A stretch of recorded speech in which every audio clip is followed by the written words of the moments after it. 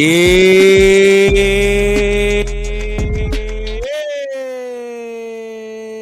We are back. We are back. We know we've been on y'all mind. So we came back with the No Box Sports Podcast Season 3, Episode number 9. You hear me? And in case you forgot, in case you got a bad memory, I'm one of your hosts, Uncle Dud. And I'm the original CP3. And that's the original CP3. You better not ever forget it. And you know we can never forget y'all. That's why we are back. We are back. We celebrating Philadelphia sports, man. It's a good time right now. Sixers got a winning record. Eagles fresh off the bye week, fresh off a couple moves, coming off 2 straight wins.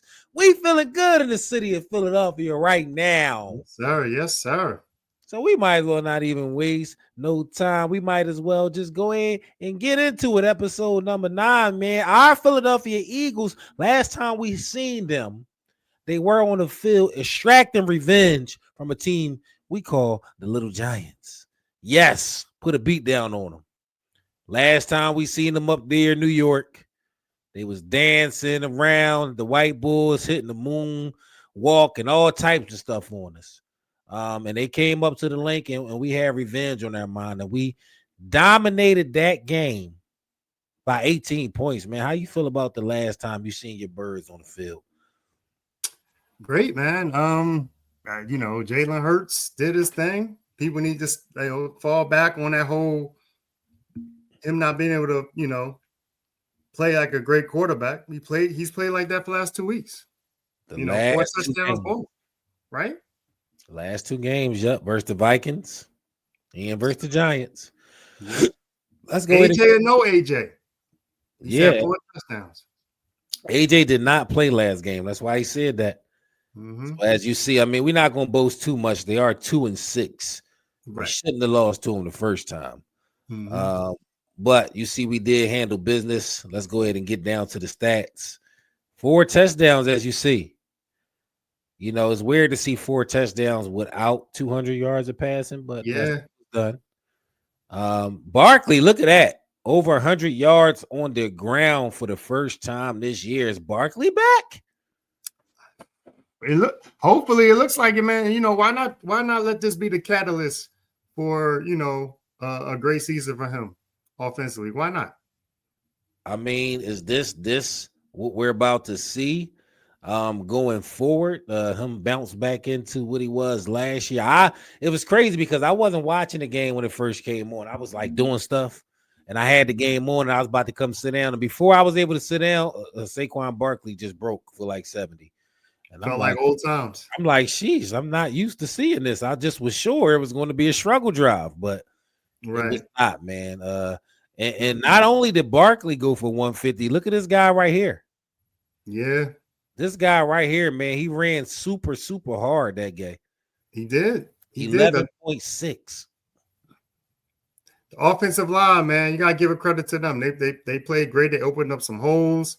Mm-hmm. And, I mean, that run that Saquon ran for, you said 65, right?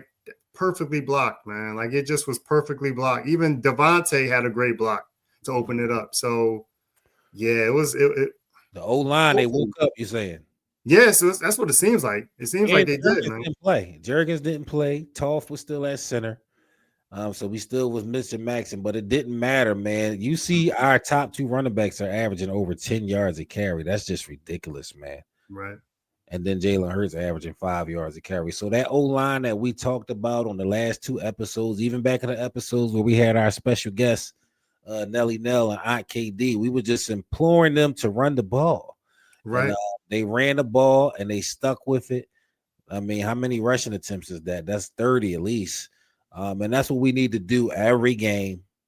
Put strength on strength and see how we come out, man. But as far as stats go, as far as the offense go, it's not much to complain about how that game went. It's really not. It was the perfect way to go into the bye week. As we go down here, we told y'all AJ didn't play, so Devontae Smith didn't score, but 84 yards, quietly having a great season. Dotson, 1 catch, but we know what that 1 catch was. Yeah. Yeah. It was a great, and I mean, that's the kind of, to me, I feel like Jalen needs to use that. He needs to use that play in his mind and do that with AJ and Devontae. Just Throw throw passes it. like that. Because Jahan Dotson was covered on that play. Yeah. But he put it in a place where Jahan Dotson had a chance to make a play, and he did it. And he did. So. He did. And they was mic'd up, so it was interesting to see. He said, "I knew one was coming. I just had to be ready for it." And it's crazy to play a whole game and get one reception for a touchdown. You know, it takes mental focus and fortitude to really stay engaged inside the game when the ball is not finding you. Goddard, 2 touchdowns, career high in touchdown catches. Not many yards, but the offense was rolling. Not really too much complaints, and you see the defense, gave up 10 points each half. That's not bad at all. But as far as how the Eagles look versus the Giants, it was a great game. It was a great way to go into the bye week. And now we here on the other side of the bye weekend, man. And the Eagles team we went into the bye week with doesn't really look like the Eagles team that we're dealing with right now, man. Some things done happen over the break. And we'll just go ahead and start with some of the things that's already been on the team. Number one, we got Cam Jurgens coming back. So we should get our O-line back healthy for the first time in weeks. We got Nolan Smith coming back, edge rusher, coming off IR. We got Bennett coming off IR, the cornerback we traded from the Raiders, trying to fix that cornerback, number 2. We also got one more cornerback coming off waivers. Was it Jackson? Adoree Jackson?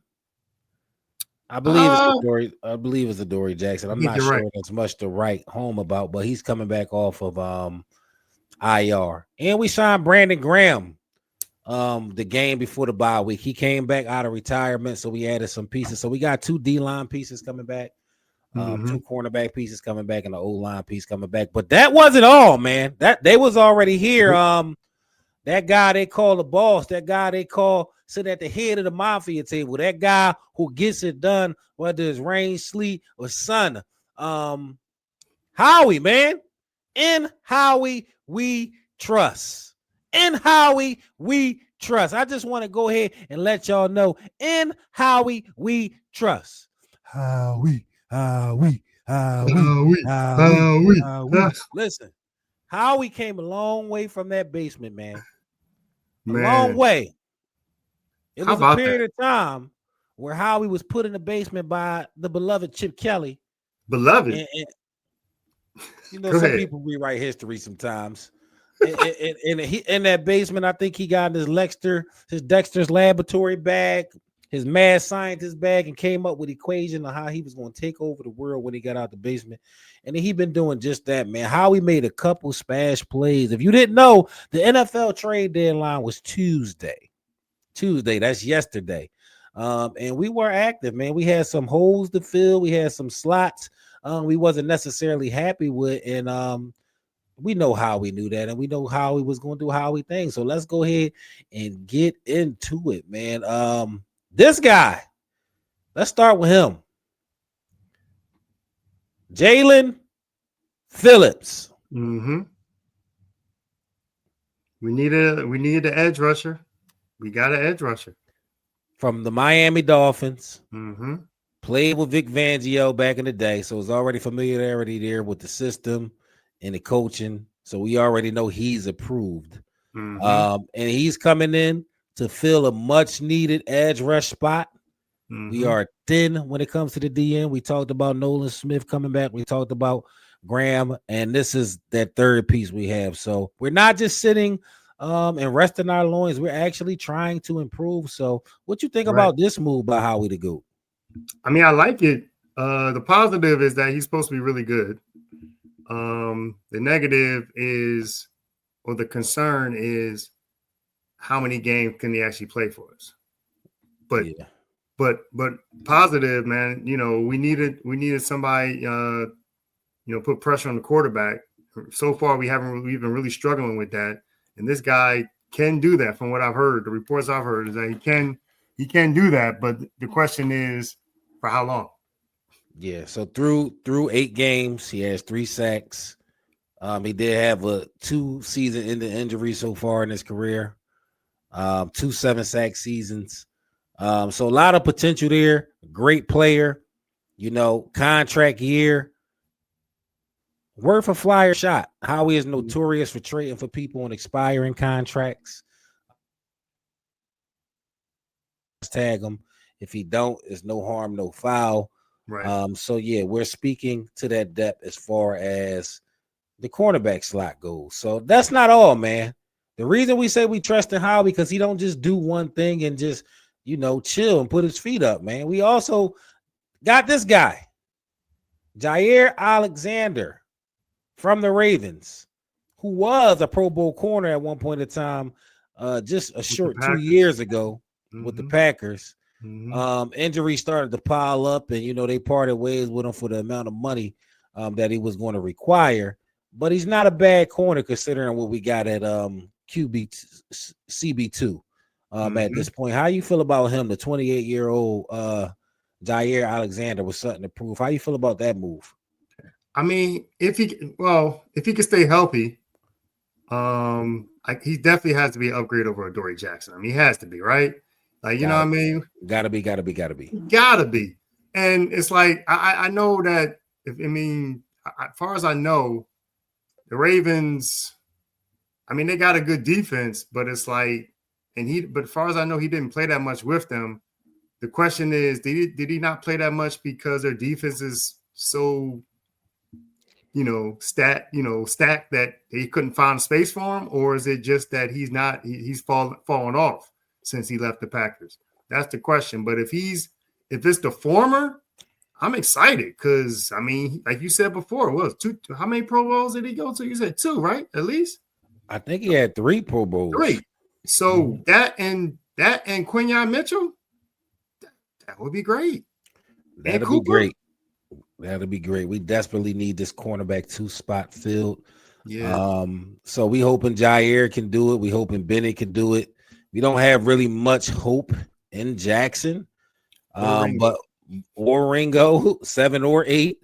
But Howie ain't resting. We got Jair Alexander. Not only did we get Alexander, we took a flyer on this guy too. Yep. Michael Carter II. And word around the block is he took a pay cut and he was advocating to get traded here because he knew what he could do once he got here. 5'10", 185, nickel. It's going to give us flexibility. We're going to have some depth there that we didn't have 3 weeks ago. We got Bennett, we got Carter, we got Alexander, we got Ringo. When we got Carter, When we got Carter, it was discussion that about him playing nickel and putting Coop on the outside. You know what I mean? So you got those kind of combinations, having him and Jair Alexander. I think that was before we got Alexander, but it's like now you can play different things. Coop ain't going to get burnt out possibly, or maybe he just, we put him to the outside, let Carter play in the inside. You know what I mean? But definitely some interesting combinations that Vic Fangio now has with these moves. Vic got some pieces there, man, to play with. A lot more pieces than he had post bye week. So Eagles fans should be excited, man. We are not at our peak defensively or offensively yet. And we're 6-2. That's right around where I thought we'll be going into the bye. It didn't look like I thought it would look, but in Howie we trust. We all kind of figured he would be trying to make moves during the season. We thought it was going to be more of a splash like a Garrett or something like that, some people, right. But no. These are moves that's serviceable. They're smart, savvy moves that don't move the needle too much salary cap wise and could pay big dividends and complement what we got going on already. So yep. In Howie we trust. So salute to my guy, our guy, the one and only Big Boss Howie, man. Big Boss Howie, VIP everywhere he go around the city. Everywhere he go around the city because he's just doing things that's unprecedented, man. He's doing things Is he already a Hall of Fame GM? I don't see how you can say anything other than that. Honestly, this last run he had, to me, over the last 5-6 years, even the run he had before the last 5-6 years tells me, he's a Hall of Fame type GM. Yeah, they can't. I mean, this guy, the thing about him in the last 2-3 Super Bowl runs, he made some deals, that kind of helped answer some holes that we had, or it made us deeper. Like that first Super Bowl run, the fact that we got the running back from Miami. Last time we got a player from Miami, we went to the Super Bowl 2017. I forget his name, but Jay Ajayi. So it's Jay like, Ajayi, yep. It's like, and that helped us. We were already good, and then we got him, and it's like we just got better. So it's like, we're already good right now, and now we done got Phillips to help us be even better, be even better pass rushing team, defense. The cornerbacks getting, Jair Alexander. Who knows? Maybe he's like the bull. What was the bull? Patrick something that we got that the year of the 2017 that got that interception in Minnesota, ran it back and set us off. That had that crazy conference championship win. Like, I forget his name. It was Patrick. I don't know if it's Patrick Thompson, something like that. But you know what I'm talking about. His name, Patrick Robinson. Yes, Patrick Robinson. You know what I'm saying? He was kind of at that point sort of semi-old and stuff like that. But he came back and he came with us and helped us win a Super Bowl. So I mean, hey, even if it's for 1 year, like you said before, even if it's a flyer for 1 year where he does what he has to do for us to go back to back, it's worth the trade. It's worth it. Yes, in Howie we trust. Yes. So salute to the guy Howie Roseman, man. Solidine, man. You carried it for the franchise for real. So we ain't really worrying about our franchise. We feel like things gonna come together with our franchise, but we do have to keep the eye on our competition. So this that time of the podcast where we go look around the league. You already know we keep the eye on the ops over here. Oh man, let's go ahead and get into it. We're going straight to the NFC. Look at these standings, man. It's tight. Like, what do you think when you see that? What's your thoughts? I mean, these next 4 games, I feel like are crucial to us separating ourselves from the pack. Right now, it's a game between. I feel like it's a game between the first seed, us, and the 8th seed, the Bears. Like, if we lose, and then it's just that close right now, that tight. And I think these next 4 games, we play the Packers, they 4th. We play Detroit, they 7th. Those standings could fluctuate drastically in these next 2 or 3 games. Very quickly. Yeah. So when we say looking at our ops, this is exactly what we mean. Now, when I look at this list, we already beat the Buccaneers. We already beat the Rams. So if it comes down to us being tied, we're going to sit above them, as you see right there. If the Packers have a tie, we have one. We do have the mathematic advantage when it comes to them. But like you said, we have to separate ourselves from the Packers. Literally Monday night. We got to handle our business Monday night, but there's not much room for error. There's not much room for error halfway through the season. We're only halfway through the season. I do want to put an emphasis on that. Teams tend to separate themselves after week 10. You start to see identities. You start to see who's who. Weaknesses that's on tape start to get exposed. But this is a crazy race, man. Even looking down to the 10th spot, Minnesota Vikings, Carolina Panthers, not really worried about those 2 teams. But the fact that the 10th seed and the 9th seed got 5 wins as well, like the original CP3 said, man, we don't have much room for error. And these next 2 weeks when we're playing the Packers and the Lions, we must handle business. And we get the Bears later on too. We get the Bears at the end of this month, the week after Thanksgiving. I think that's the game, right? So what is this? It's the so it's the Packers, isn't it? The Packers, the Lions, the Bears, oh my, and then the Cowboys. Let me see. I think that's it. Lions, Bears. No. It's somebody in between the Lions and the Bears. I don't know who. Okay. I thought it was the Cowboys. Or maybe it's the Cowboys and the Bears. But either way, point being is that even with the Cowboys being 3-5, I believe, like if you go on a 2 they're not on the screen, by the way. Let's go down and see where they at. They down here. They're not far. Yeah. If we lose 2 games, we had 2-game losing streak. And it's like it's we gotta win these games, man. Yeah, the look around the league is serious. We are very in tune with our ops right now, and we must handle the business that pays us, the business that's in front of us. Y'all see those standings. This NFC conference is demanding, and we got to handle the business that pays us. And the business that's paying us right now is the next game, and that's the Green Bay Packers. Your Philadelphia Eagles at the Green Bay Packers. They got us on Monday night. That's pretty good. That's pretty good.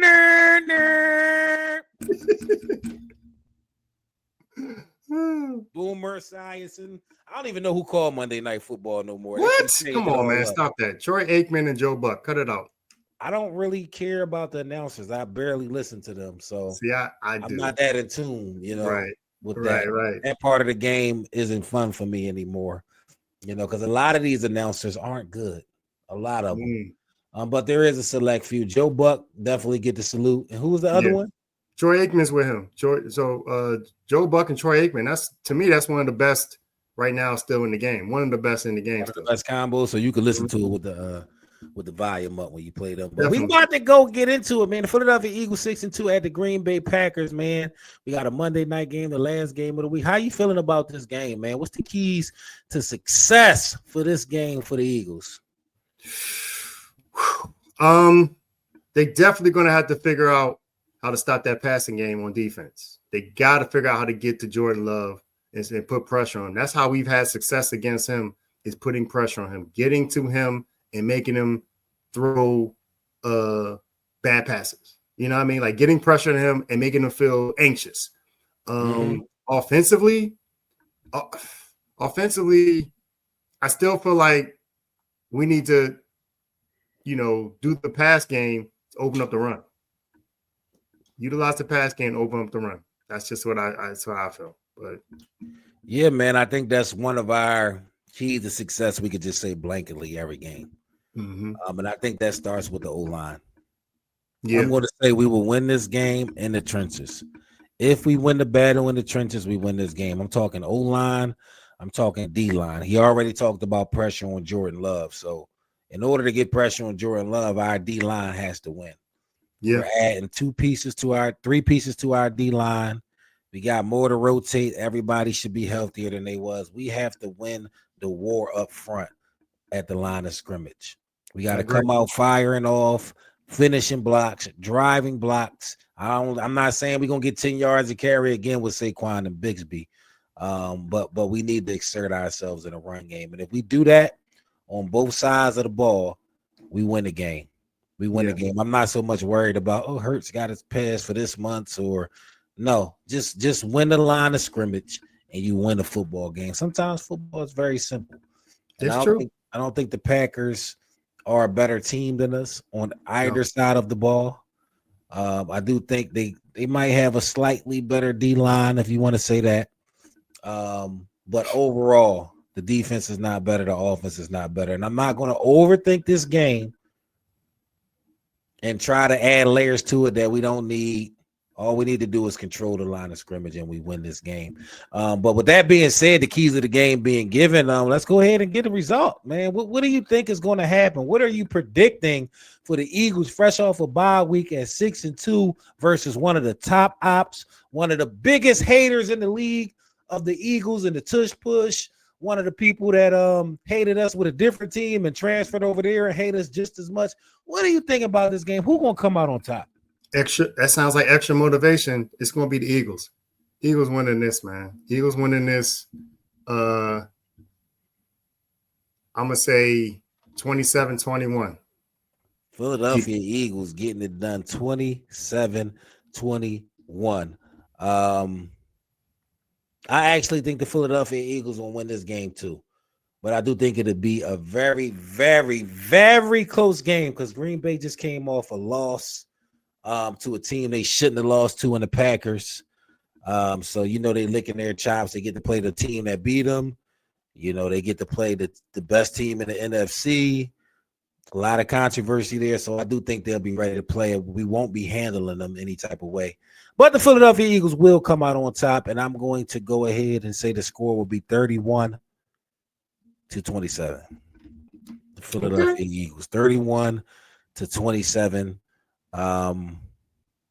Just good game all around. Good hard-fought win versus a good team in the NFC, and we moved to 7-2 and further distance ourselves from the pack. Curse. Well done. Yes, and that is our Philadelphia Eagles talk, our Super Bowl champion Philadelphia Eagles talk. And I do need to remind y'all that this is the No Box Sports Podcast, Season 3, Episode number 9. And I'm one of your hosts, Uncle Doug. And I'm the original CP3. That's the original CP3, and you better not ever forget it. And this whole thing is brought to you by No Box Entertainment. And guess who really been entertainment these last 2 weeks? Some might say the MVP of the NBA so far, and my guy Tyrese Maxey. Maxey making a strong case for MVP, man. He was the Eastern Conference Player of the Week. He has been averaging 30-something. Been leading the Sixers right now. We got a 5-2 record. But is Maxey a legitimate contender for MVP at this season, or is it just like beginning of the season, everything will even back out? I mean, I think he's legitimate if you're talking about if he can sustain what he's doing, if he's consistent with it. You know what I'm saying? Like last year, I felt like he had these games, and then he had some games where it was kind of like 14 points, something like that. Like he wasn't consistent. But if he could be consistent, it don't have to be 30 points a game. I mean, that'd be amazing. But if he does 30 points a game, hands down, he's an MVP, I feel like. But, if he's consistent, shooting like he was doing last night. Yeah. You gotta be. He looked like he was about to go for 50 last night. 50 is on the way. 50 is on the way. And in case you don't know what Tyrese Maxey is doing this season, it's looking very James Harden-esque. 34.4 points, 8.4 assists. He's shooting almost 50% from the field and averaging 5 rebounds, man. It's not only the scoring. He's averaging 8.5 assists. He's really coming into form, and I do believe Tyrese Maxey is on MVP mode right now. When you look at Tyrese Maxey pick, it's on easy mode, man. It's on easy mode. He has about 5 moves that he does in different spots of the floor, but it's really nothing the defense can do with him at this point in time. Right. They can't stop him from getting to a step back. If he's coming downhill, they can't stop him from getting to the rim. He's stopping on the dime with the mid-range now, which was my criticism of him early. I thought he had to be laying the ball up fast or shooting the 3. I didn't see the in-between game, but it's a nuance to his game now. You can tell he's in the gym nonstop. And the only thing I think hampering him from MVP is possibly some of his teammates. But I do think Tyrese Maxey is a legitimate MVP candidate, assuming the Sixers can have a winning record, a decent record, one of the top 3 records in the East. Super legitimate MVP contender. And I got to salute the Maxey because I didn't necessarily think he could be the first option.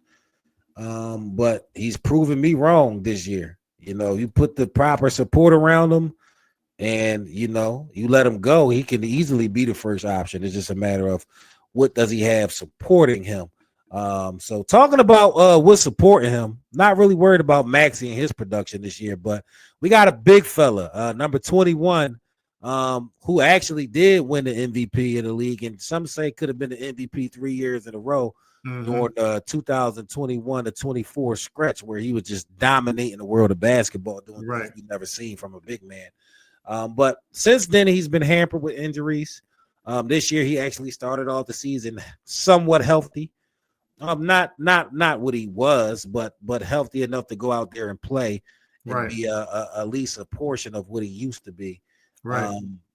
But the way we've been playing with VJ Escom, the guy Quentin Grimes, Kelly Oubre, Maxey, we've been playing a real fast, upbeat style of game, not much walking the ball up. And you know, we're trying to integrate Embiid back into the fold, and not only Embiid back into the fold, but people forget Paul George is on our team, man. Paul George, man. So the question is, man, a lot of people is worried about the chemistry in the mix. So we just gonna go ahead and put it on the table, man. Are PG and Embiid good for this current 76ers vibe? And to be specific, I'm talking about the 76ers immaculate vibes that they got going on right now, according to Quentin Grimes, who tweeted that not too long ago after a win, said the vibes are immaculate. And immaculate, that's a top-notch word. That means it can't really get much higher than that. So Embiid's been on a minute restriction. Paul George hasn't played yet. When these two guys get ramped up to full speed, do you see this messing up this little thing that we got going on, this energy that we got going on with this current Sixers team? At first, beginning of the season, if you had asked me that, I might have said yes, possibly. But honestly, I feel like the way this team looks, like I don't think they have to play. This might be the perfect storm for them in regards to we don't have to play them that much and preserve them for the playoffs. In the playoffs, stuff slows down.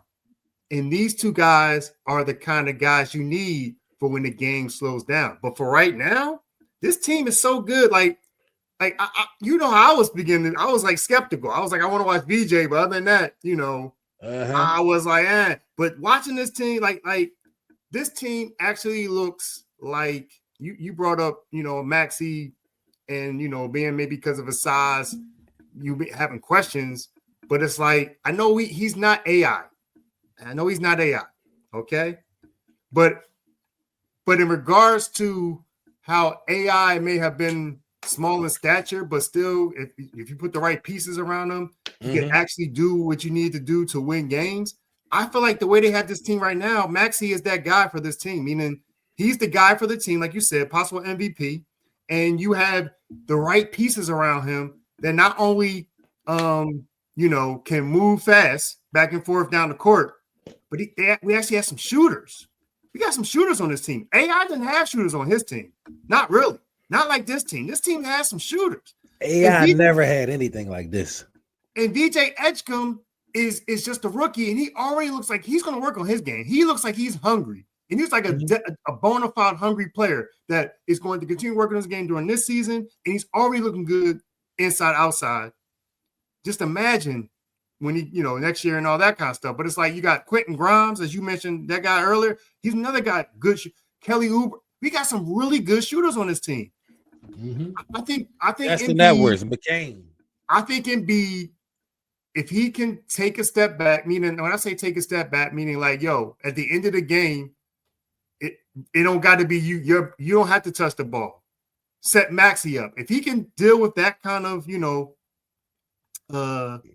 situation, I think this is good for them. I think they're fine for this team. I feel you, man. So he's not messing up the immaculate vibes. I don't think so. I don't think so. I'm positive. I'm positive as far as the outlook on this. I am. When it goes to PG, I'm not concerned. PG is a swing player. PG is he can catch and shoot. He can create off the ISO. He goes well with this team. Now, is he going to be wanting to run up and down the floor that many times to get the ball like that? I don't know.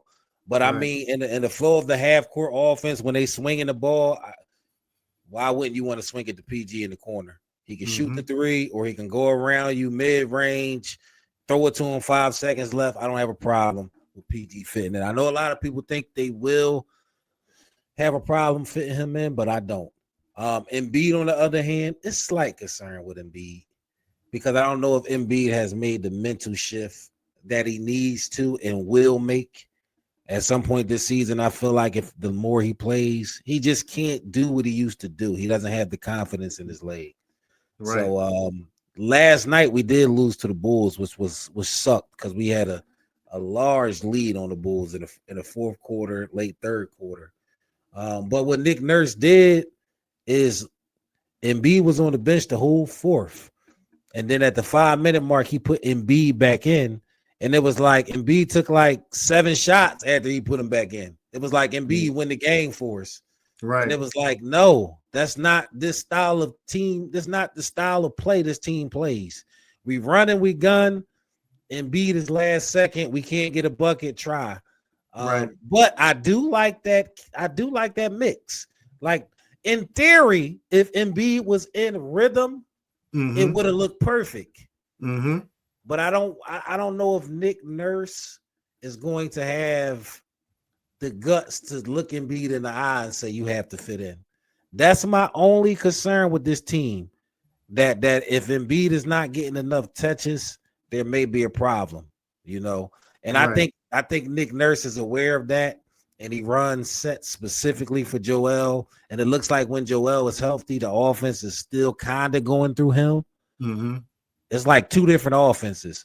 So I don't know. I just know that needs to be figured out. I don't have negative vibes about it, but I know it can go wrong. And I know it's going to take a lot of coaching and a lot of ego being shot down a couple levels. As far as PG goes, he gonna have to have the biggest ego hit because he signed here to be that second guy, that third guy, and now it's looking like he might be 4th, 5th with how this lineup goes. So I don't know how his mental is. We'll see. But I know Embiid still feel like he that guy. So it's going to take a coaching job. Embiid is still too great of a player as a big man. I'm not saying that you said about trading, but it's like the other alternative. If you feel like he's not a good fit, then you have to trade him, right? I feel like he's too good for you to trade him, especially if we're talking about playoffs. See, the problem is getting to the playoffs, and I feel you on that. But I think so. I feel like there's been glimpses of him actually working within the system, not trying to demand the ball. Now, granted, I'm talking about early in the game, even last night, early in the game versus in the fourth quarter. Maybe the fourth quarter is where he's got to work, like you said, on his ego. Like you got to change your mindset. But in regards to as a team concept, I feel like for the games I've seen him play, it's like I feel like he's seeing the guys he has around him. And he actually is sort of, trusting them and moving around and stuff like that with the offense. You know what I'm saying? Yeah, I agree. So I agree. Yeah, but I can't. I mean, if the other alternative is you talking about trading him, I'm not talking about trading him. Just to be clear, no, I'm not one of these guys that ever wanted to trade Embiid at any point. I feel like we made our bed too much. We got to land it. No trading at this point. Let's ride it till the wheels fall off. Pause and see what we can get done. And I think this is his last chance, last run to really do something in Philly. And I want to see him be able to do it. I want to see him be able to stay healthy and play with these youngins. I do think at the end of the game, he needs to make an adjustment. It's now Tyrese Maxey's team. And I think he needs to say that publicly at some point in time. And I do. Because if you pay attention to all great teams, there's always a clear guy. You can't have 2 guys like that. Miami down there, Wade had to say it. He had to just say, this is LeBron team. Even though he could do what LeBron does on any given night, it's LeBron team. You have and everybody that's been there playing ball up to this point been getting led by Maxey. Maxey's been the guy all summer, leading the workouts, there every day, averaging 35.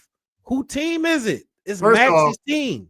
First off, I think what you did, the example you just gave was because that's what LeBron needed to hear, because he was what's the word I'm looking for? He was not delegating, he was giving up too much responsibility to Wade versus taking ownership. I don't see that with Maxey. I think the bottom line is I feel like with Maxey and Embiid just needs to show that it's Maxey's team. Meaning, like how you said earlier, play in the fourth quarter, you're not demanding the ball. It's like if the ball comes to you, do something with it, or look for Maxey and stuff like that. But don't, I don't need him to say it if his actions ain't gonna show it. His actions has to show it. I don't think he needs to say it. You don't need him to say it. I think it'd be good for him to say it. as this team seasons progress, and if Maxey keeps doing what he does, I think it'll be good for team chemistry, and I think it'll show his mindset of like, I don't have to be that guy, but in moments, I'm still going to be that guy because I'm Joel and I can be. But is it necessary? No. But this is Maxey's team, man. There's no other way to put it. Okay. It's been Maxey's team for the last 2 years. I mean, guys haven't been there. But to answer the question overall, I do think PG and Embiid is good for this team. It's a switch up. It's a half court element. It's just a Nick Nurse problem. It's something he really has to coach this year. He had a year off last year. And then a year before that, he was kind of tiptoeing, trying to figure out what to do. You got to coach, man. You got to coach. You got so many players and pieces. There's no reason this team shouldn't be a top 4 team in the East based on what we've seen so far. This team looks legit good. This team looks legit good. And we lost to the Bulls last night, who was also a legit team. Yep. Many people didn't count them being a legit team, but they are 6-1. So it's not like the Bulls you're thinking of that was terrible the last year. So they got a nice little mix over there in Chicago with players that's under the radar. But yeah, we both agree that they are good for the vibes, and we would like to see them come, and we would like to see it work out. And we think it can all come together. It can all come together for a good run this year. A good run. And we're hoping for a good run, but some might say, like, what if you can guarantee a good run? What if you can do something? I'm talking you can do something to guarantee that the Sixers will have a championship run this year. Like what? Something crazy. Like if you could just sacrifice something. Like let's say a back-to-back Super Bowl championship run with your Eagles. What? Yeah, I mean, you can't have it all. You can't have your cake and eat it too, they say. So just a wild scenario. I mean, some people would say that that's interesting for us to say that, but yes, I mean, because sometimes, typically we always want our cake and we would like to eat the cake too. We would like to. I don't know about you. No, let me stop. Let me behave. But seriously, no. I why can't we have both? Why? I don't know. This is my thing. If I had to make a choice, I'm sorry, but we've never had a back-to-back Super Bowl championship. You want to sacrifice that for one Sixers run? Because that's what it's going to be. Because honestly speaking, this is, for me, I'll be shocked if this run that they have or possibly have with Embiid on the team is 2 years. So you're going to sacrifice a back-to-back Super Bowl for one signing moment? Bro, my answer, so your answer is no. My answer is no. Heck no. My answer is heck no. So you don't need to see the Sixers win. You don't care if you ever see it. Well, you didn't say that. You said for a Sixers championship run. If we don't win this year, season, when are we going to win? I mean,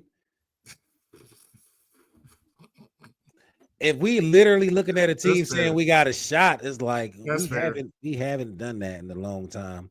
Even when we had so-called pieces, we had Harden leading it. We was like, no, I mean, Harden was a choker. We wasn't. That's a tough one. I'm sacrificing the Eagles season. They don't have to win another game if I can guarantee a Sixers championship one. We seen the Eagles win. I mean, how many more parades are we going to go to? How many more Go Birds can we say? I mean, we want to say it till the end of time for sure. What? But I'm like, after a while, your favorite meal, you don't want to eat your favorite meal every night. You don't. I enjoy this other meal just as much. I want tacos tonight. I want the Sixers to come and do something so we can share the love in the city. We still high off the Eagles Super Bowl. We got 2 Eagles Super Bowl in the last 7 years. What's another one going to do? Okay, I'm gonna stop you. I'm gonna stop you right here. This is the problem. I feel like I feel like the Sixers in the next 5 years. Mm-hmm. I think the Sixers may have a better chance of having a title run than this Eagles team possibly after this season. Wow. We got it. Like this might be the only time. This might be the only time we can get this back to back. Wow. Because not to go too far into the weeds and stuff like that, but there's going to be some changes with this team next year, the Eagles. And we may be a weaker team next year than we are this year. The Sixers got VJ, Edgecombe, and Tyrese Maxey. I might have to, and hold on, and McCain. We forgot about McCain. He made his debut play. Like, they might actually be the three pieces for the future that can actually maybe make a run. McCain coming off the bench, sixth man of the year. You know, not a championship. That's not championship. You need much. This roster we got top to bottom, everybody healthy, may be a championship. But just taking everything away but them three, that's not enough for me to say, let's see, can we get one with them midget guards? First of all, those midget guards are showing that they actually can pull up a lot of points, even though they balling. Don't get me wrong, but they ain't about to win no chip on the strength of them too. No, but what I'm saying is you can build. They're a good. They might be. I feel like they're a good cornerstone, and you could build some pieces around them. You know, maybe next year make a trade with Embiid and PG. But those three guys are good young nucleus that could help. I don't know, man. So you are projecting the Sixers make the correct moves in years coming forward. I am. Is Howie Roseman the GM over there? Good point. You're right. Because from what I'm seeing, right. You can't project stuff like that with the Sixers. All I see is right now. Nah. And right now it's looking better than it's ever looked in the past 20 years as a Sixers fan. Mm-mm. And if you're telling me I can't have one more Eagles chip and I already had two, I don't care if this team continue to run. We won the championship. We one of the most dominant teams in NFL history. What more can you do? Mm-hmm. I want to see my back-to-back season. Back-to-back championships. I'm sorry. See, this team is bleeding green more than anything, this city. But when it comes to the 76ers squad, man, with a championship to do for the city, I know not everybody's basketball fans, but to stamp Embiid legacy like that, put Tyrese Maxey on the map, and then see how that story plays out. And it can still be what you said. It can still be the two players trying to go for their back-to-back next year and the years after. But the Eagles, man, come on, man. This is tough. We rich, baby. We got rings over here in Philadelphia, Eagle land. We could talk a different talk. We can sit at the table with the bosses. The Sixers still at the kiddie table. I want them to go ahead and get legitimized with a championship. So if I had to sacrifice this season, I would. It's go Birds, but it's also 1, 2, 3, 4, 5 Sixers. There's also that too. I got you. I like spreading the wealth. That's like giving one child too much love, and the child go on to be successful, and the rest of your children ain't.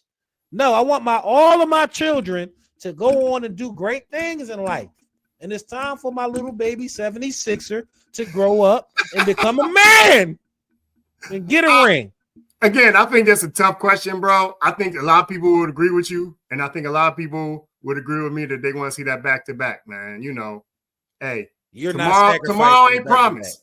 Tomorrow ain't promised. And right now, I feel like the Eagles got a better chance of going back-to-back than the Sixers have a championship run. And I don't know if I want to sacrifice giving up that back-to-back chance for, the Sixers, because I want to see this. I want to see I want to see us win Super Bowl back-to-back Super Bowl champs. All right, Sixers. He's not sacrificing for you. He's not willing to make the ultimate sacrifice. No. You got to take your chances of getting it how you live. And for me, I am pressing the button. I am making a sacrifice. I will give up the Eagles season, but we'll see. Hopefully, we don't have to do either. Hopefully, we can watch both teams succeed. Yeah, I mean, that's what they say is for. What you get in the cake if you can't eat it? But before we get out of here, man, we do want to go ahead and let y'all know the Sixers play tonight. They play in a couple minutes. Y'all probably, by the time y'all see this, they've been to have played already. The Cleveland Cavaliers be coming off a loss to Chicago back-to-back, and B's not playing. Everybody else is going to play. How you feel about tonight? Oh, it's a win. I feel like that too. It's a win. Yeah. Not taking back-to-back L's. I'm giving this team that type of respect and that type of wherewithal, even though it's a back-to-back. Sixers on the money line for me. We ain't even gonna go on the scores because NBA get goofy. Yep. So we'll do the Sixers for the win tonight. Shout out to them, Call Top Dog Love, you're in trouble. But this is the No Box Sports Podcast, Season 3, Episode number 9, and it went off just fine. And we know we got a lot of episodes, so we can stay on y'all mind. And this whole thing is brought to you by No Box Entertainment, and we talk Philadelphia sports and so much more. We got so much episodes on YouTube, man. It's getting ridiculous. We got 2 seasons before this. Probably got like 50 episodes that you can go catch up and watch at any time. And you know we're going to be here throughout the whole season for the very reason, because we love Philly sports and we love y'all. And y'all got to know this has been Season 3, Episode number 9, and not in one of your hosts, Uncle Dud. And I'm the original CP3. That's the original CP3. You better not ever forget it. Look at the bottom of the screen. Make sure y'all go follow us. Tap in with us, like, comment, share, subscribe, hype up the video, show love, and we show love back, man. And we about to go show love to these Cleveland Cavaliers, and we about to show love to these Packers on Monday night then. But until then, we'll be back. We'll holler at y'all, throw a dollar at y'all. Go Sixers, go Birds. Peace. Go Birds.